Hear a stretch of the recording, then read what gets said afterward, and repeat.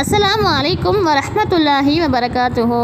கணியத்திற்குரிய அல்லாஹு தாலாவின் நல்லடியார்களே, உங்களுக்காக ஒரு சிறிய தகவல். அல்லாஹு தாலா குர்ஆனில் சொல்லி காட்டுறான், இன்ன இத்தத்து ஷுஹூரி இந்தல்லாஹி இஸ்னா அஷர ஷஹரன் ஃபி கிதாபில்லாஹி யௌம ஹலக்க சமாவாத்தி வல்லல். வானங்களையும் பூமியையும் படைத்த நாளிலிருந்து அல்லாஹு தாலா தன் பதிவேட்டில் நமக்கு 12 மாதங்களை கணக்கிட்டு கொடுத்துருக்கான். மின்ஹா அர்பாத்தன் ஹொரும், அதில் 4 மாதங்களை புனிதமிக்க மாதங்கள்னு சொல்கிறான். அது என்னென்ன மாதம்னா துல்காயிதா, துல்ஹிஜ்ஜா, முஹர்ரம், ரஜப். இந்த 4 மாதங்களை தான் அல்லாஹு தாலா புனிதமான மாதங்கள்னு சொல்கிறான். சுபஹானல்லாஹ். அப்படிப்பட்ட அந்த புனிதமான மாதத்தில் நம்ம இருக்கிறோம். அது என்ன மாதம்னா ரஜப். இந்த ரஜப் மாதம் அப்படிங்கிறது தயாரிப்புக்கான மாதம்.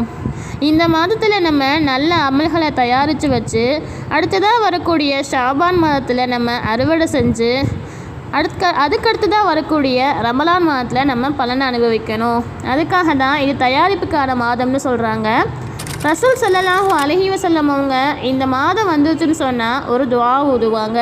அது என்ன துஆ அப்படின்னா, அல்லாஹும்ம பாரிக் லனா ஃபீ ரஜப வ ஷஅபான வ பல்லிக்னா ரமலான்.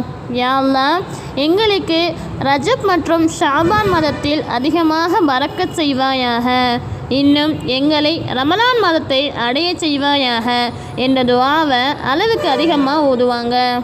இன்ஷா அல்லாஹ் நாமும் இந்த துஆவை அளவுக்கு அதிகமாகவே ஓதணும். இந்த 3 மாதங்கள், அதாவது ரஜப், ஷாபான், ரமலான், இந்த 3 மாதங்களில் செய்யக்கூடிய அமல்கள் மற்ற மாதங்களில் செய்யக்கூடிய அமல்களை விட அதிக பலன்களை பெற்றுத்தரும். அதனால் நம்மள யாருமே இந்த மாதத்தை அவ்வளவு ஈஸியாக சராசரி மாதமாக கணக்கிட்டு இருக்கக்கூடாது.